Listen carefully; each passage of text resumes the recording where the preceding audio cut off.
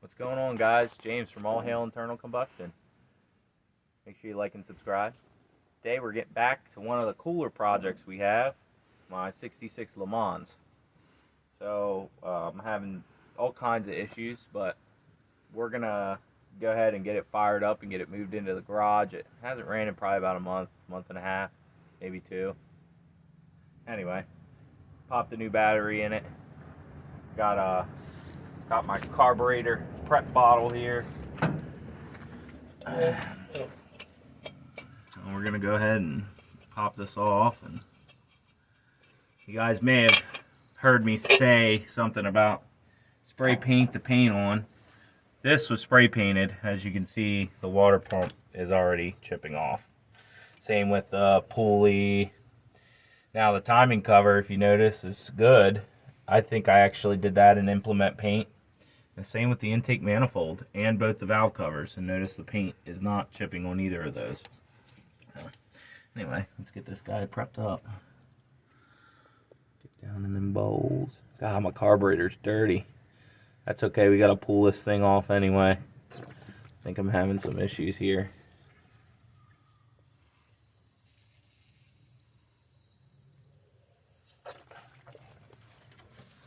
All right, get in there and crank it up.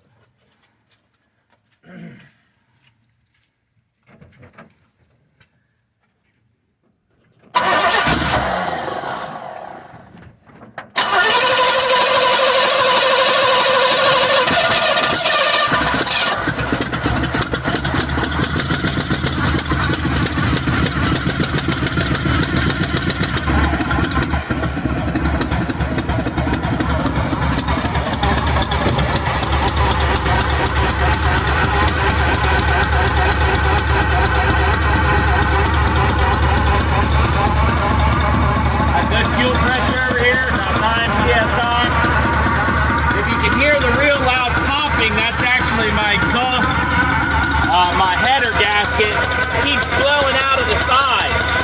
I don't know what's going on, but that's part of the issues I need to deal with. So, as you can hear, that thing's real loud.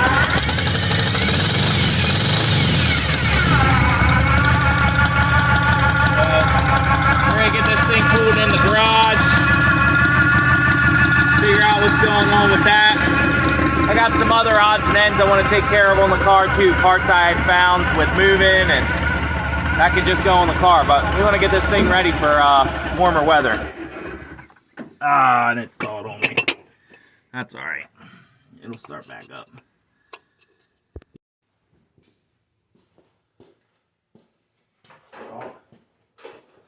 All right, so we're gonna just start by taking the hood off.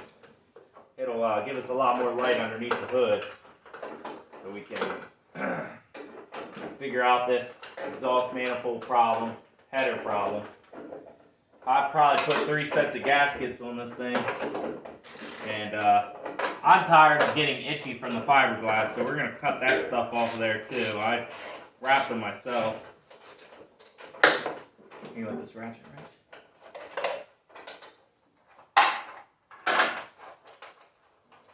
I'm also pulling the hood off because the one hinge rivet broke, so I need to be able to fix that.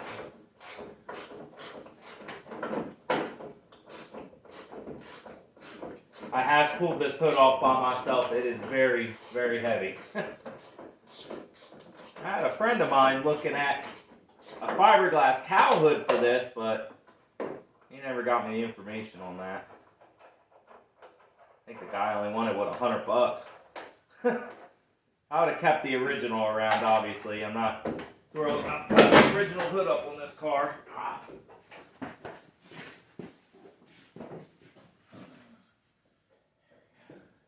Let's slide it back.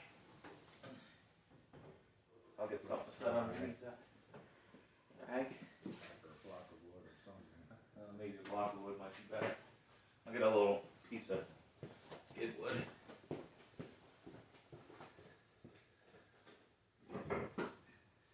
Break no nails.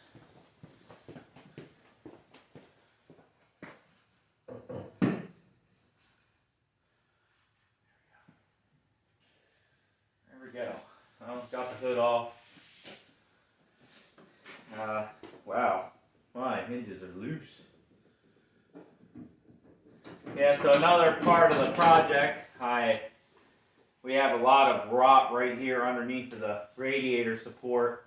At Carlisle this past year, I purchased an imperfect shape radiator support, so eventually the front clip has to come off this car, the frame will get restored, everything will get cleaned and painted, and the new radiator support will go in and we'll make some repairs and get this front end to stop sagging so much, because that's kind of what's going on. This keeps rolling outside of the bumper, and my fenders are slowly closing in on my hood. So the rot's pretty bad. Actually, I can show you guys here. All I gotta do is pull this battery out. Don't laugh at my battery mount, okay? I really just love driving my car, so I made it out of wood because there wasn't really any metal to tie to. Wow, that looked like poop. Actually, it's actually in there pretty good. But shake the battery mount again. See the radiator moving? Yeah, it's pretty rotted out on the bottom. Yeah, and I spent a pretty penny on having that radiator rebuilt. I didn't realize that it would cost so much. That's a GTO 3-core radiator, and I got it from Carlisle, I think for what, 20, 30 bucks? Mm-hmm. And it costs over $400 to have it rebuilt. So it is an original brass radiator for a GTO in this year. You know, it is what it is. You live and you learn. The guy had quoted me a lot less than that, and I guess it was pretty beat up, and he didn't call me. So if you ever have a radiator rebuilt, make sure you tell the guy rebuilding your radiator, call me before you fix it, because he said there was all kinds of patches on the inside of the radiator, and I would have to run a lower pressure radiator cap on it. So to me, I just felt like that wasn't the best option for my car, but he went ahead and repaired it anyway, and well, I had a $400 bill.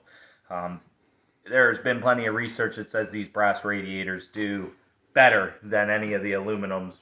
Brass expels heat better than aluminum. So although you can buy your cold case for the same price, if you get a nice 3 or 4 core radiator brass, it will do better at cooling. And I don't have any overheating issues with this car, and I drive it in a way that it would get overheated. So that's why my battery mount's built like the way it is, keep the battery from flying into the fan. So, and if anybody wants an original GTO radiator from the 60s that's been recored, $750 and it's all yours. Now it's all yours, or I'll trade. Next we're gonna go ahead and take the hood hinges off. They're kind of in the way. And if you know anything about putting headers on a Pontiac or taking them off, you gotta jack the motor up, move it around. So, oh man. Oh no. Oh, there we go. Get that other one cracked loose here.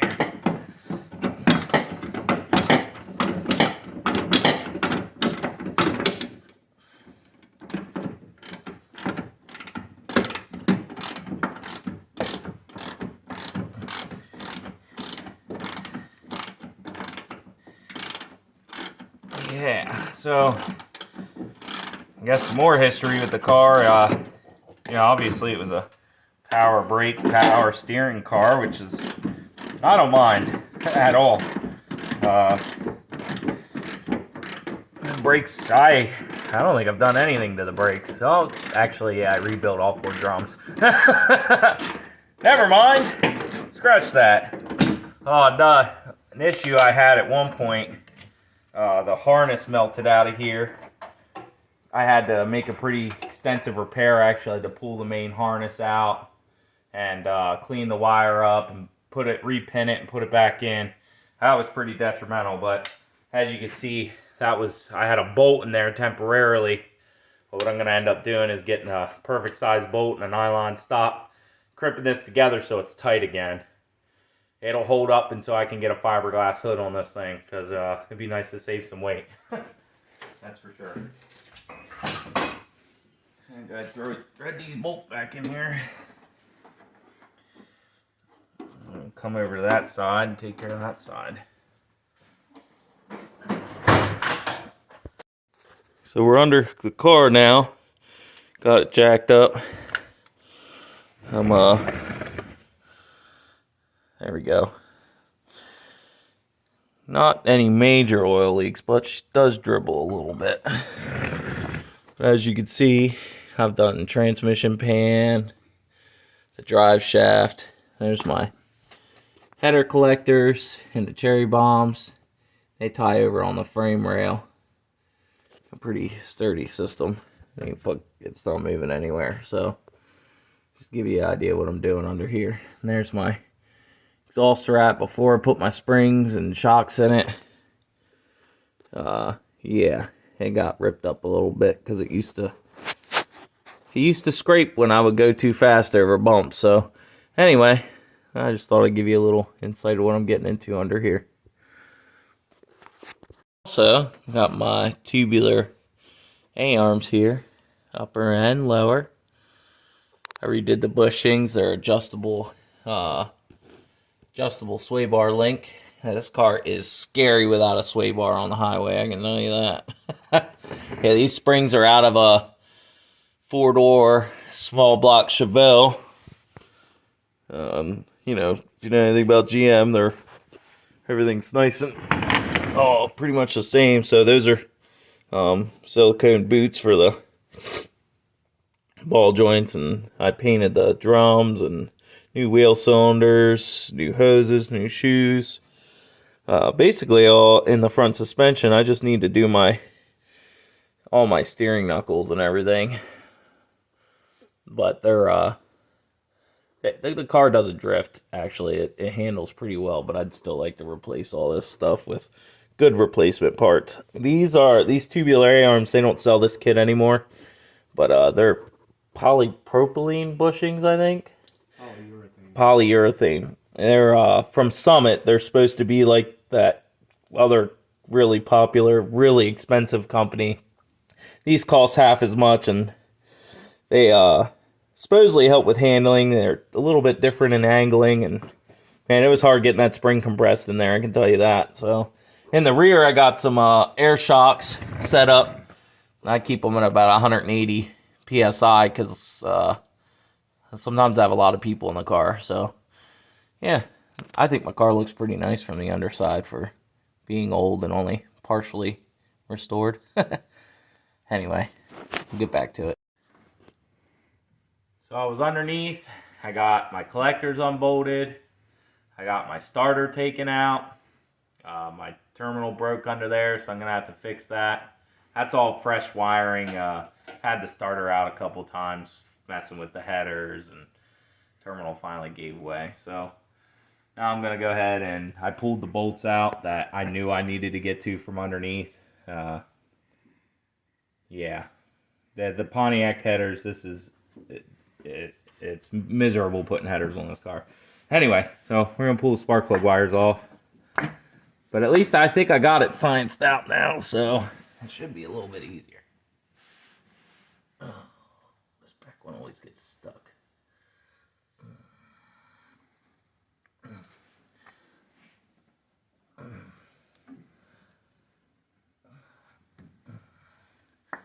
There we go. Alright. My spark plug wires are custom fit, so I know I could just stick my wires up here. They'll be fine. Alright, so we got one more here, got one here. It's real tight. It sits up against the header. And when we take this off, we're actually going to dimple the side of the header to accept the bolt a little bit easier. This is another tight one. We'll be dimpling that header. I believe I got this one off already.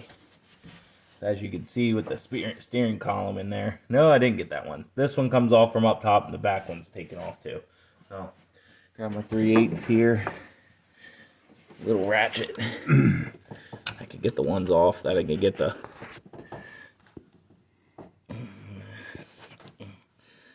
And it's just what sucks about Pontiac heads is that they have that downward facing angle when you're doing the exhaust. I think Oldsmobiles are the same way. That's why I keep telling him put a small block Chevy in the damn thing, because the exhaust ports are at least facing in a happy direction. But he's insistent on keeping a Pontiac, and whatever, it does run good. It's nice too, you know, your spark plugs don't get heated real bad. Of course, if you paint your heads, the paint comes off right there. A lot of people complain. But see, this is part of my issue here. You can see right here, if you could zoom in on that, Pops, you could see the blow-by on the gasket. Can you see it? Yeah. The blow-by on the gasket, this is where I keep getting leaks. And this, I will say that Pontiac motors do not like exhaust manifold or header leaks. They absolutely hate it. It kills performance. When I put fresh gaskets on this thing, I mean, the motor is just, it's wide awake. And then I can tell as it starts to wear in that the gaskets start to wear down. And I know I didn't buy copper gaskets, but I also, you know, I didn't buy the cheapest gaskets either. I think these are premium Mr. gaskets. They're supposed to be decent gaskets, but they keep going to crap. So. All right, we're gonna get the rest of these bolts out of this header, and we'll be right back.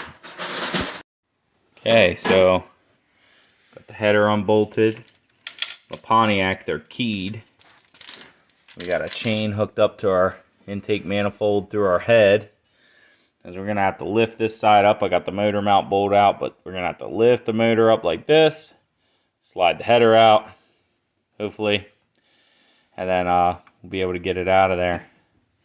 So this side I can't, the header won't drop down anymore for me to get the last two bolts out in the center. They're loose enough, but they're not, yeah. Anyway, so get this going here. All right, we're jacking her up now. We're not hitting anything in the back, right? I don't think so. Let me get over there and just double check. No, we're good. The spark plug wire was close, but no. Yeah, we're good. How far up do you need to go? Until the header comes off. Yeah, it's like a pain to get that angle. Let me, I'm gonna slide underneath of this thing, and I should be able to wiggle it and slide it forward. Let me grab my creeper.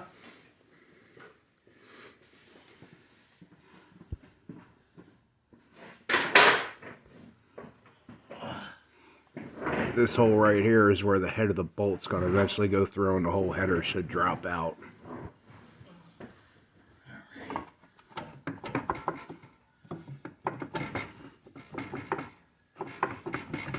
Nothing.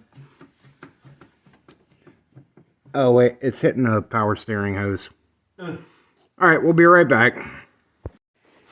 So remember, guys, when I put the headers on, I had everything off of this thing. I was rebuilding, putting timing gears in, water pump, fuel pump. Anyway, so everything was off. I didn't realize you have to pull the power steering pump out for these specific headers because they're keyed. So now that we got it forward, voila, they key right out and it falls right off. Now here's the next fun part. I'm going to get underneath and I'm going to try not to use any absurd language and try to weasel these things out. So, you know, if you just expect the worst on putting headers on your Pontiac, you'll be pleasantly upset. Pleasantly annoyed.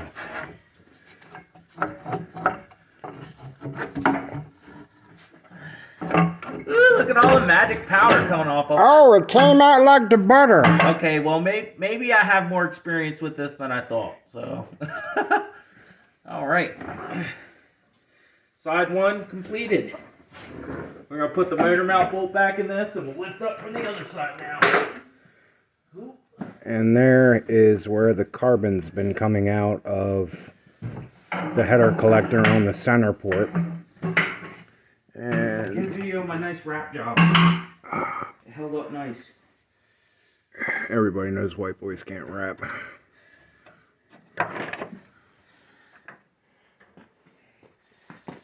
Yeah, at one point these did look kind of spiffy, but man, My arms are itchy. yeah, it's like exhaust wrap is kind of like a love-hate thing. Yeah. You love it when you first put it on, and then you hate it every time you work on it. Dude, it's great on a four-banger where the exhaust is nice and easy to get to. I wrap all my Civic four-cylinder front-wheel drive cars, and I have never have any issues, you know, because everything's nice and open. But you can see where this was rubbing up against the body at one point, and for me dragging before I put new springs on it, ripped the bottom. But we're going to cut all that off, and we're going to dimple the pipes, and we're going to make these nice and easy, get in and out. It's a hot rod. It gets worked on a lot, so let's push forward.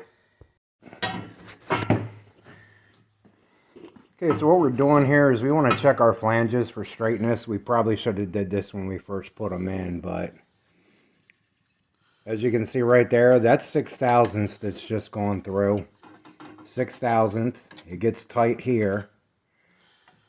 And 6/1000 on this back edge. Or more. That's a pretty big gap back there. That's a big old gap right there. That's where my leaks were coming from. Were from here, and the front gasket held tight, right? So, yeah. Oh, we can check the bottom now. The bottom side of it. Tight there. But when you that's probably about 4/1000 there. But when you think about it, the weight of the header pulls down on the bottom side of it. So if the top is a little bit bigger than the bottom, the natural rotation of the header is gonna, I get you're bolting it tight to your head, but gravity plays on everything. So you're bolting this to your head, and this is tighter down here. It's naturally gonna open that up. So we're not quite sure how we're gonna end up fixing this. We'll flapper wheel this up real nice and straight. We might end up cutting the flanges out of the middle because, one, it'll cut off some weight, and two, I think it would make it easier to put the headers in. But it will also allow each flange to flex its own and bolt tight to the head. So, now you pull these out, you're probably shaving almost 8 pounds off between both sides. Yeah, just hopefully we don't get into a situation where these things were put in a jig and welded and they start springing all over the damn place. But we got to do something about it because this is like the 4th set of header gaskets. And we've also found a pinhole in the exhaust pipe. So we're going to clean these and make sure they're maybe 2 years old, but maybe only have 10,000 miles on them at most. We'll be able to fix that, but I guess I did only spend just under $300 on headers on the car. Brand new, but I don't know, I guess I expected them to hold up a little bit better. So we're going to pull the other side out and check that. Header bolts from the other side on the floor. That's fine. We got extras. We got this chained up, spun over. The motor literally spun just enough to clear the brake booster. So we're working on getting the last header out now. I got one bolt to drop. And it's keyed, like I said. Drop down and out. It's keyed. I'm going to get that moving around. Get this other header out. It's a love-hate thing with this car. As soon as I start working on it, it's just... See, if it was a Chevy or a Ford, I'd be here and laughing and giggling and thinking about kittens and giving them hugs. But no, I'm underneath of this evil crap and having to friggin' fight these damn bolts out. I hate Pontiac motors and Oldsmobile too.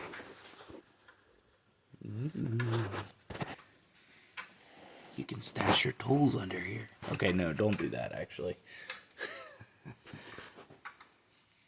You're supposed to leave them in the lifter valley when you're doing like work like that. Because when I bought my El Camino when I was younger, I put an intake manifold on it and realized that the guy left a putty knife in there from when he was scraping the gaskets. But it was perfectly oiled and very well preserved. Fine. Actually, it gives you a little insight there. Look, it's the Fat Finger Puppet Show. And that one's gone forever. That bolt's out. That one will never reemerge. That one should be loose. So we'll just have to see if we can slide it, get it out. Let me crawl underneath here, and I want to show you guys the Man Glitter Power Show underneath here when you pull these headers off. Let's grab the creeper. I've had this creeper for a long time. I painted my drums on it, look. This fell off my car. I was very upset about that. It wasn't original. All the emblems and everything original. Alright. Get underneath. What the heck's that? That's old cigarette water coming out of the carpet. Yeah, I said the carpet. Yeah. Oh, yeah. Okay. Ready? Yeah. Hang on, let me see if I can get this pulled out like another turn. Does any direction of me holding it help? Up, down? I wonder if hopefully I don't, hopefully I don't have to pull the oil filter out. I mean, I guess if I do, it is what it is. Means it's getting an oil change. If I was about to say, it feels like it slid. Oh. Slide back forwards. Oh, there it goes. I think I was sliding it the wrong way, sorry. Yeah, it kind of looks like I'm going to have to pull the oil filter out, so get an oil filter wrench, get that out.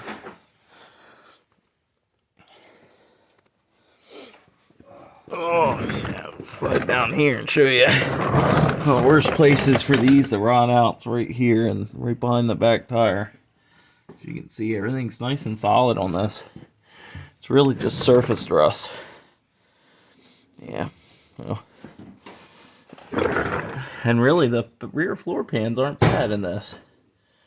The rear seat pan's got some holes in it, but I really thought I could just pull the seat out, cut it out, and put some new just metal in there. I'm not worried about the original. And the front floor pans really aren't horrible either. It kind of goes into the rocker panel a little bit, but considering how old the car is, it's really not bad. It's kind of strange. It started raining outside and the car is dripping water. It's in the garage. Alright, so we pulled the oil filter off, and now we're going to try and wrestle this thing out the rest of the way. It looks like it's hitting the oil filter housing. Can you maybe push it forward and twist it? Which way? This way? Oh, it's hitting the damn oil filter housing. Yeah. I have to take that off too. That was off too, and no, I don't think. Well, yeah, I think it might have been off when I did the oil filter. All right, let me put the camera down for a second. We'll be right back. So the side we thought was going to be easy, or you would think would be easy, is not so easy. We're taking out the oil filter housing. Taking the oil filter housing out. It's just 3 bolts. Takes a gasket. I think I made it last time, so to do that again. But yeah. That's just to get the header out. It's hitting the knuckle where the arm bolts in underneath, and also hitting this. It's been a while since I had these off, and I had so much stuff taken off the car I couldn't remember what came off for the headers and what was just already off. So yeah, get this off and show you the gasket surfaces anyway. What I'm doing here is taking the electrical back out. It got a little melted one time on the exhaust. The battery cable's even worse. We're gonna revise this, and I'm gonna redo the whole wiring harness. I wasn't sure when I put this together. I was kind of getting it together so I could run it, drive it. So I wasn't sure exactly what if I was done with putting electrical in, what kind of distributor I was running, and even now that I understand the car more, factory it had 2 wires running down to the starter. One was from the alternator, one's from the battery, and another one actually, so there was 3. There's another one that comes from the trigger wire from the ignition. So, obviously that one and the main power from the battery, but I don't feel like I need to wire a wire from the alternator down to the starter. It just doesn't, to me, doesn't make any sense. I could go from the alternator right into the main wiring harness, or even right to the battery, because that's just your output power, so that's coming out of there raw. So I'm taking all this out. I also, I wasn't sure about where, I probably won't put this into the harness. That'll be separate because that might move if I change the intake later. So This car doesn't have solid plans on this motor or really anything, so kind of just doing it as I go. Now this, it just looks kind of messy, so I really want to revise this and get it fixed up. Is there a Razorback over there? Here's one.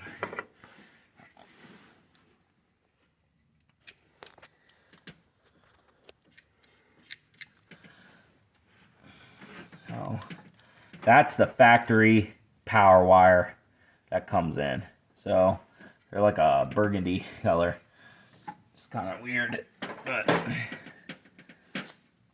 I feel like I could tie all this together. Here, let me unhook the back. That'll make this a lot easier. 3/8, but it's a 10. No, it's an 11. Because it's a remanufactured alternator or some crap. Not fun.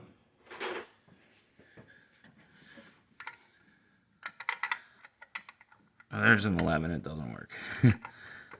10. Yay. Usually 10 and 3/8. Always thought they work, but sometimes they don't. Interchange between one another.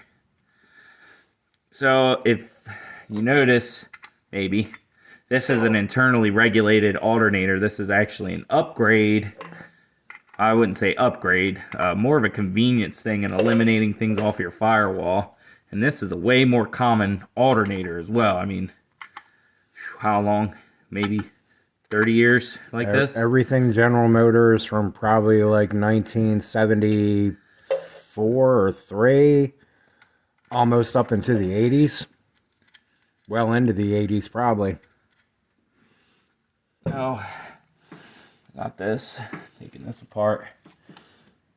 Grab a pair of cutters and cut that zip tie off.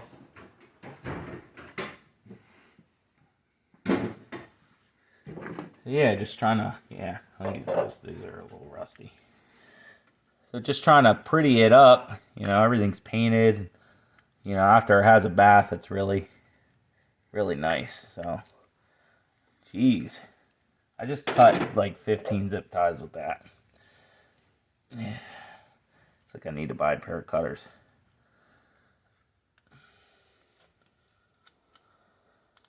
Really?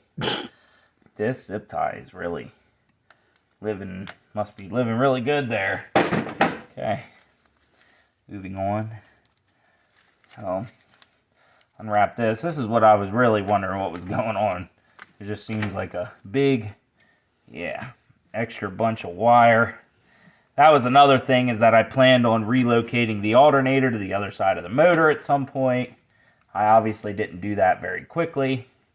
So that's, I think, why I was leaving some of this extra wire, factory wire in here. So there's a lot of it. But that big old bunch there just looks kind of crappy. So, and then this green wire just kind of comes up here.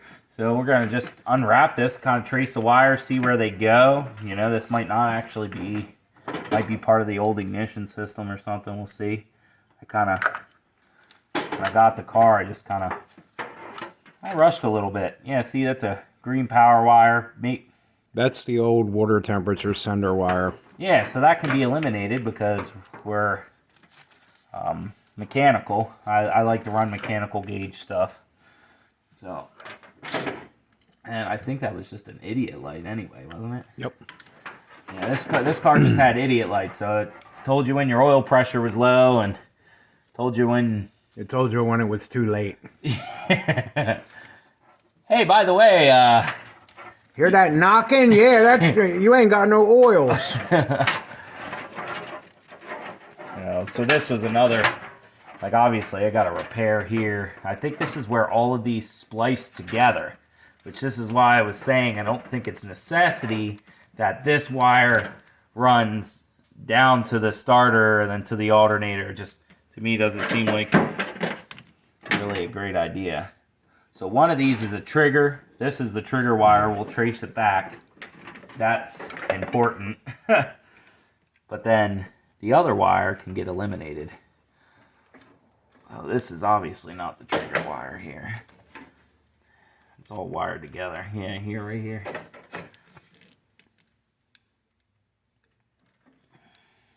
this wire is beat. It's been oil soaked a lot. That wire is 4 years older than I am. Let's trace this back, see which wire that is.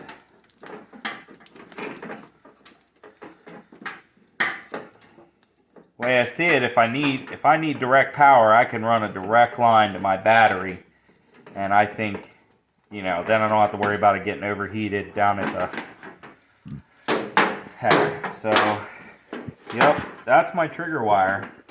That comes, it's the same color as the power, but it's not nearly as big. And you can see that's, you know, one way you could clean this wiring up, since this one's not a necessity, we're just going to go ahead and cut it off. This is not a necessity. So this one ran from the main power harness inside of the wiring harness down to the alternator and hooked to the main lug. It's not a necessity. I think they may have done that to try to pretty this up a little bit. So this goes into the alternator, into the main wiring system. Now we'll have to tie a power wire from here to the battery to supply it with constant power. But we can also come right off the back of the alternator, which lives about here, and just run a wire over to the alternator rather than having to come from all the way back there. Right. Well, then you have a direct shot from all your power coming in from your alternator right to your battery. The shorter and thicker that wire is, the cleaner the power going into your battery, which is ideal. So this this lug is old and it's been beat up a little bit. So let's see. I'm sure that this wire comes back and ties in. I'm just gonna cut all these zip ties off.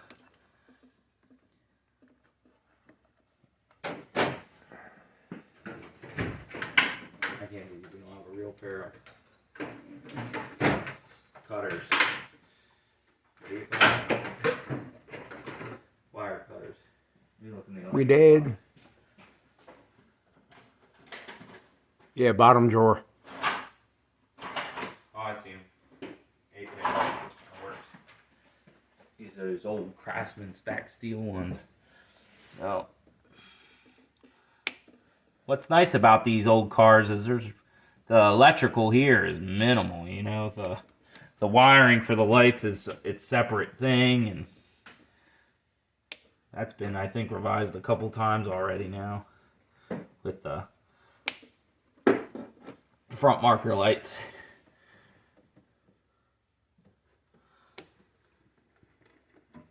Yeah. So here, I'll show you guys the bypass for the going from external regulated alternator to an internally regulated, which now I could probably eliminate this out of my wiring harness too. But if you're just looking to throw a updated alternator into it, I believe this covers GM on all their wiring for General Motors, but you jump the 2 outsides to the 2 insides, it bypasses that loop and puts all the power and decisions out to the alternator. So then you don't need that regulator. And I mean, if you know anything about externally regulated, in my experience, is that they're not nearly as reliable as the ones inside the alternator. I don't know if they get hot or it's just older technology. So we can kind of, I bet that's power going in from the main harness. And so we're jumping to this wire that goes to the alternator. And obviously the blue side, I believe, is also that. And this goes into there. So in theory, I guess it opens the field up right away. Well, one of them is going to be for the idiot light on the dashboard that comes on when you turn the key to the on position, and then it goes off when the alternator starts charging. The other one is going to be your wire that says, hey, I got 11 volts, why don't you go ahead and turn me on now? So that's power in, power to the alternator. This is probably the reading wire that comes back from the harness from that. and goes through. Now, realize too that you'll need the plug for your new alternator. So if you're getting this off a 76 Chevelle, which I think that might actually be where mine came from, that's the application. The Plug is different. Yeah, you need to have the plug for that alternator. I believe they're the same for most of these alternators. They're just different. Obviously, the 66 plug was actually, I think, just a prong going in the top. So yeah, see, these two are sitting sideways. On the old style alternator, they would be sitting facing front to back on the alternator and a little bit closer together. So that just plugs in just like that. So I think I went to the junkyard. Actually, I think I bought an alternator that had this harness in it already. So that worked out nice. So yeah, I'm going to do some eliminating and bypassing and getting rid of some unnecessary wiring and really try to minimize this thing down because there's just certain stuff I just don't need in here. I'm updating the electrical, and now that some of those components are done, I can finalize the electrical here. It won't be a whole lot of cost, just more labor intensive, but it'll kind of slim everything down and make everything look nice underneath the hood. So this has been part one. We're gonna, I should say, we also measured the other header, and it came out about the same as the first one. We had a lot of gap in both the top, middle, and top end. So we're going to make a decision on that, and we'll decide what we're going to do with the headers, and we'll let you know in part two. So this has been James from All Hail Internal Combustion, working on my favorite project we have here.